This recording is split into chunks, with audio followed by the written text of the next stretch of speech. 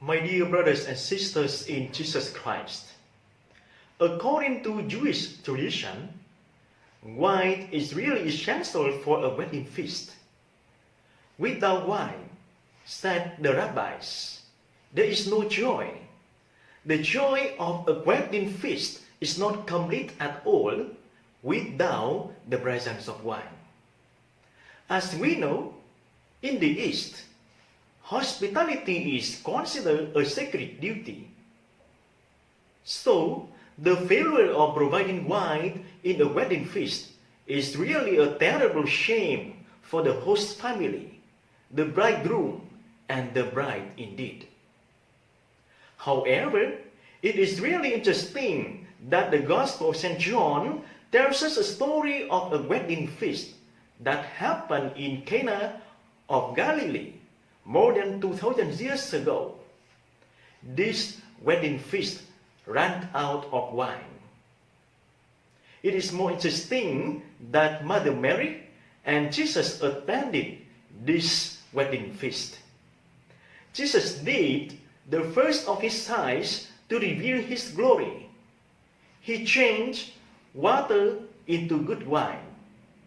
He made the joy of the wedding feast complete through his glory. St. John introduces Mother Mary to us as a wonderful woman.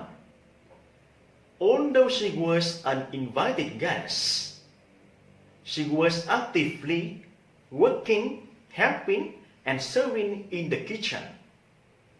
That's why she was able to discover that the host family had no wine. With her strong faith and full trust in her Son, Jesus Christ, she immediately informed Jesus the situation, that they have no wine. And she told the people around to do whatever Jesus requested. What happened next? Jesus told the people around to fill 6 stone water pots with water. The people did so. Miraculously, water became good wine. Jesus changed the normal water into good wine to make the joy of the people complete. My dear friends, those who are going to commit your lives through the sacrament of marriage, please always remember that Jesus did the first of his signs in the context of a wedding feast that took place in a home. It was in a very simple home. Jesus performed a miracle to reveal his glory, the glory of love, peace, and joy. I believe to Jesus, your married life, your home, are no longer simply places to live in. Rather, they are holy places for God and for you to do the miracle of love, peace, and joy to one another.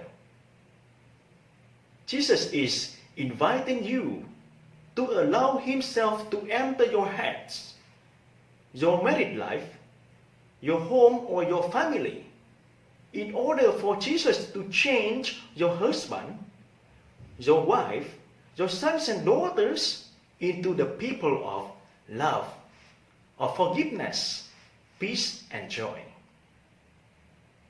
Let us allow him to change our life into the wine of love, into the wine of sympathy, into the wine of self-giving, as you are going to live in married life, as you are going to embrace the sacrament of marriage.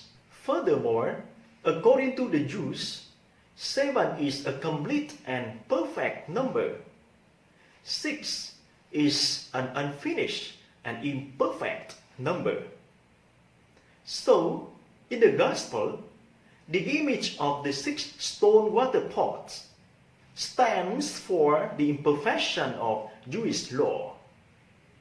The action of Jesus changing the water inside the 6 stone water pots into good wine tells us that through and in Jesus, imperfection becomes perfection. Through and in Jesus, the imperfection of Jewish law was made perfect through the person of Jesus and his salvation. The imperfection of your wife, the imperfection of your husband, the imperfection of your married life are made perfect through the grace, help, and care of Jesus Christ. Actually, no husband is perfect, and there is no perfect wife on earth. There is no family which always and only experiences sweetness, happiness, and peace. With many ups and downs in daily life, particularly in married life, sometimes the wine of joy, peace, and happiness runs out because we only focus and see the imperfections of one another. We forgot to see God's grace in one another. Like Mary, let us imitate our mother. Mary did not feel disappointed seeing the wine running out. With her trust in Jesus Christ, she informed Jesus. She was finding ways to solve the problem. Therefore, we are invited to be like Mary, to ask for help from the Lord.